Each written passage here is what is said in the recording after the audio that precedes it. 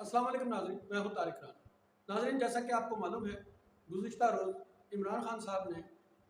پشاور میں ایک بہت بڑے عوامی جلسے سے خطاب کیا، اور عوامی جلسے سے خطاب کرتے ہوئے انہوں نے اپنے تمام ناقدین اور جو عمران خان صاحب کے اوپر شدید تنقید کر رہے تھے، غداری کے حوالے سے بھی اور مذاہب کے حوالے سے بھی ان پر کئی قسم کی توہین آمیز باتیں کی گئی، اور اس کے علاوہ سیاسی جو ناقدین ہیں انہوں نے سیاست کے حوالے سے بھی ایک بازیچہ اتفاق قرار دیا عمران خان صاحب کو۔ لیکن اس جلسے میں، پشاور کے جلسے میں، عمران خان صاحب نے تینوں اطراف سے جو الزامات آ رہے تھے، یعنی تین اطراف، پہلا اعتراض تھا ان کا سیاسی جماعتوں کی طرف سے اور سیاست کے اوپر جو ان کی نظریات ہیں ان کے اور افکار ہیں اس کے حوالے سے، دوسرا جو آرمی کے حوالے سے ان کے خیالات تھے اس کے اوپر انہوں نے بات کی تفصیل کے ساتھ، اور تیسرا جوڈیشری کے حوالے سے انہوں نے آج تفصیلی طور پر باتیں کی۔ اور اس تمام تینوں جو ادارے ہیں اس کے حوالے سے گفتگو کرنے کے بعد انہوں نے اپنے تمام سیاسی مخالفین کو سیاسی موت مار کر ان کے جو اپنا کہہ دیں کہ ان کی جو سیاسی یا ان کی سیاست کی جو تدفین ہے وہ مکمل کر دی۔ اب سب سے پہلے انہوں نے کیا کہا، عمران خان صاحب نے سب سے پہلے اپنے تمام مخالفین کی جو عمران خان صاحب کے حوالے سے یہ کہہ رہے تھے کہ عمران خان کے خلاف ایک لمبی قانونی کارروائی کی جائے گی اور وہ غداری کے ارتکاب کے مرتکب ہوئے ہیں، اور دوسری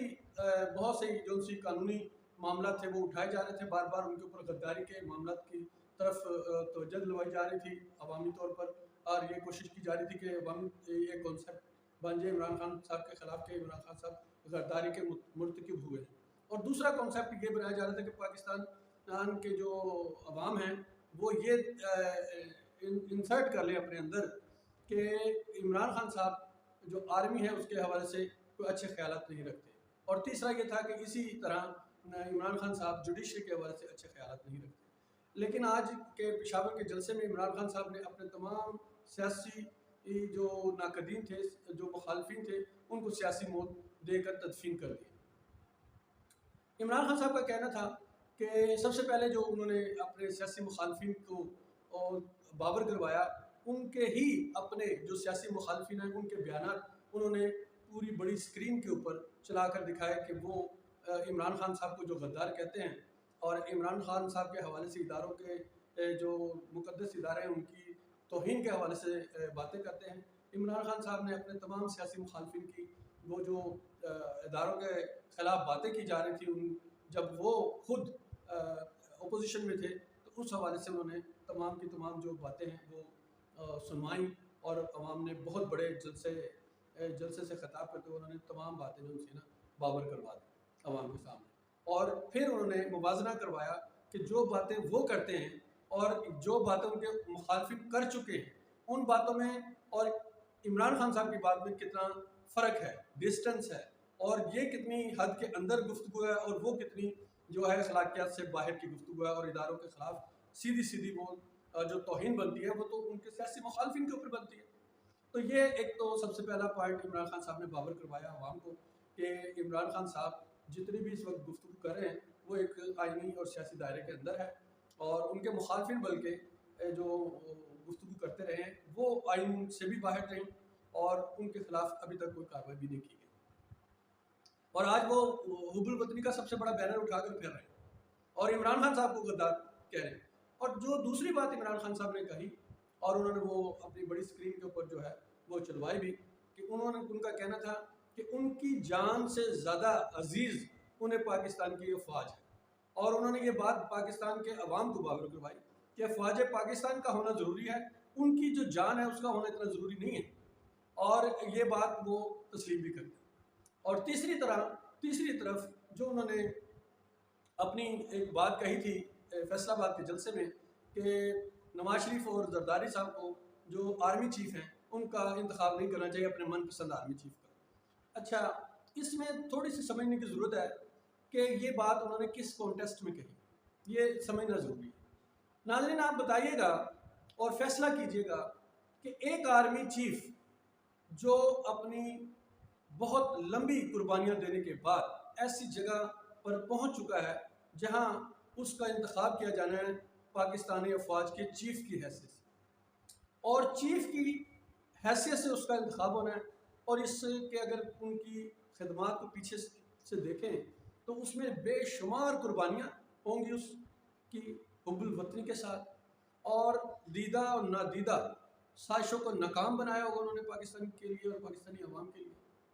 اور ان کی سچائی، ان کی حب الوطنی، ان کی تمام تر خلوص جو ہے وہ پاکستان کی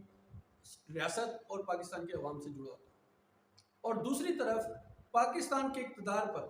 ایک ایسے شخص براجمان ہوں جو جن کے اوپر چوری، لٹیرا بازی، کرپشن اور بے شمار اس طرح کے الزامات ہوں، اداروں کے خلاف توہین آمیز گفتگو ہو، یا ایسے نیشنل اور انٹرنیشنل سطح کے اوپر پاکستان کو بدنام کرنے کی کارروائیوں میں وہ ملوث ہوں، اور پاکستان کے جو سپریم ادارے ہیں ان کے اوپر وہ تیز قسم کی جو بیانات کستے ہوں بیرونی آقاؤں کے اشارے پر، اور وہ براجمان ہوں اور وہ فیصلہ کریں کہ ایک آرمی چیف کو تعینات کیا جائے۔ ناظرین، میرا سوال یہ ہے کہ ایک شخص جو حب الوطنی کے ساتھ اپنی پوری زندگی قربان کر کے اس جگہ پہنچا ہے کہ اب اس کا انتخاب ہونا ہے آرمی چیف کے حوالے سے، اور دوسری طرف چور لٹیرے لوٹ کھسوٹ کر کے وہ بھی ایک اس جگہ پہنچ گئے کہ وہ اس جگہ پہ موجود ہے کہ وہ آئینی طور پر انتخاب کرنے کے مجاز ہیں آرمی چیف کے۔ اب مجھے یہ بتائیے گا کہ یہ کوئی موازنہ بنتا ہے اس کا؟ ایک طرف خلوص ہے، حب الوطنی ہے، قربانیاں ہیں، جان ہتھیلی پہ رکھی ہے پاکستان کی عوام اور ریاست کے لیے، اور دوسری طرف پاکستانی عوام کو لوٹا گیا ہے، پاکستان کا غریب عوام کا پیسے کے اوپر غصب کیا گیا پیسہ،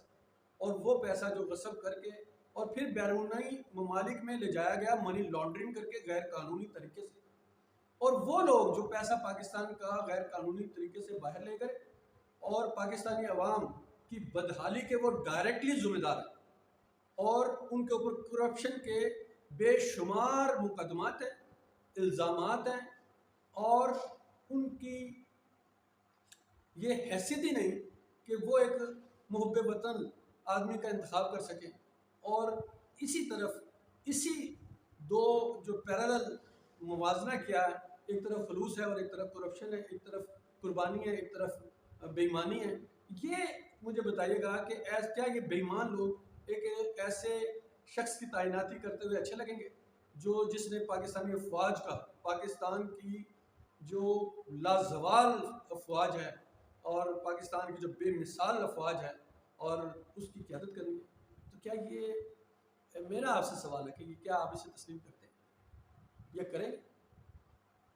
تو عمران خان صاحب نے یہی اس طرف اشارہ دلوانے کی کوشش کی جس کے اوپر وہ خواجہ آصف صاحب کہتے ہیں کہ اب ان کے اوپر لمبی قانونی کارروائی ہو۔ تو مجھے سمجھ نہیں آئی کہ میرے جیسا ایک شخص اس کو یہ اچھا نہیں لگے گا کہ میری افواج پاکستان، میری پیاری فوج کا آرمی چیف، اور جس نے لازوال قربانیاں دی ہوں پاکستان کے لیے اور پاکستان کی ریاست کے لیے، اس کا انتخاب ایک چور لٹیرے کرے۔ کیا آپ کا ضمیر اس چیز کا گوارا کرتا ہے؟ اور یہ چور لٹیرے پھر اس کو تعینات بھی کرے اور پھر اس کے افسر بن کے بھی بیٹھے اس کو۔ تو عمران خان صاحب نے کہا کہ جو سینئر ہے، جو بھی سینئر، وہ از خود اس کی تعیناتی ہو جانی چاہیے، اور ان کو انتخاب کرنے کا تو ہونا ہی نہیں چاہیے۔ اگر انہوں نے انتخاب کرنا ہے تو پھر ان کے اوپر ایسی چھاننی ہونی چاہیے ان کی کہ یہ اتنے پیور ہوں کہ یہ اس آرمی چیف سے بھی زیادہ قربانیاں دے چکے ہوں، اور پاکستانی عوام کے اس سے بھی زیادہ رکھوالے ہوں، اور پاکستان کے مفاد کا اس سے بھی زیادہ دلیرانہ طریقے سے مقابلہ کر سکتے ہوں انٹرنیشنل دنیا میں۔ تب اگر اس طرح کی قربانیاں دیتے ہیں اور پھر محب وطن اتنے ہوں کہ یہ باہر سے پیسہ لے کر آئے پاکستان کی، پاکستان کا لوٹ کے پیسہ باہر لے جائے، تو یہ انتخاب کریں گے؟ قطعاً نہیں ہو سکتا، ہونا ہی نہیں چاہیے۔ بالکل ٹھیک اشارہ کیا عمران خان صاحب نے کہ جو سب سے سینئر جنرل ہو وہ آرمی چیف کے عہدے پر تعینات کیا جانا چاہیے، از خود اس کی تعیناتی ہو جانی چاہیے، اور ان ایسے لوگوں کو اختیار نہ ہو، سویلین کو اختیار نہ دیا جائے کہ وہ پاکستانی افواج کی جو حب الوطنی ہے اس کا فیصلہ کریں گے کہ یہ شخص جو ہے اس کو آرمی چیف لگایا جائے۔ اور ये उन्होंने कहा कि पाकिस्तान की जो आर्मी है वो मेरी आर्मी है और मैं पाकिस्तान का हूँ, पाकिस्तान भी मेरा है। और तीसरा एक उन्होंने जो बात की जुडिशरी के हवाले से कि उनका कतन ये मकसद नहीं था ज़ेबा साहिबा के हवाले से कि जो तौहीन अदालत का मामला इस वक्त चल रहा है ज़ेर समात है, तो उन्होंने कहा उनकी तनकीद को तामीरी लिया जाए। वो सिर्फ बावर करवाना चाहते थे कि एक शख्स के ऊपर तशद्दुद किया गया और दोबारा उसका अगर वो दिया जाता है रिमांड, जुडिशल जो रिमांड दिया जा रहा था उनका तफ्तीश के लिए, वो देना जायज़ था या नहीं, इसके तो खैर कानूनी नुक्ते हैं और इसके ऊपर हम लोग तो ज़्यादा बहस नहीं कर सकते। लेकिन उनका ये कहना था इमरान खान साहब का, मैं उन्हें उस तरफ तवज्जो दिलवाई थी और इस हवाले से कहा था कि हम इसको कानूनी तौर पर देखेंगे, लेकिन अगर उनके लबो लहजे में कोई आपको लगा हो, जुडिशरी को लगा हो कि कहीं तनकीद है या कहीं तौहीन है, तो उन्होंने कहा उनका कतई ये मकसद नहीं था और ना उसको इस पैराहे में लिया जाए कि वो तनकीद कर रहे हैं, बल्कि उन्होंने इस चीज़ को बावर करवाया कि वो अदलिया की आज़ादी में वाहिद लीडर हैं जो कैद काट चुके हैं। तो नाज़रीन, आज तक के लिए इतना ही। इंशाल्लाह कल किसी व्लॉग में आपसे मुलाकात होगी, तब तक के लिए इजाज़त दीजिएगा। अल्लाह हाफ़िज़।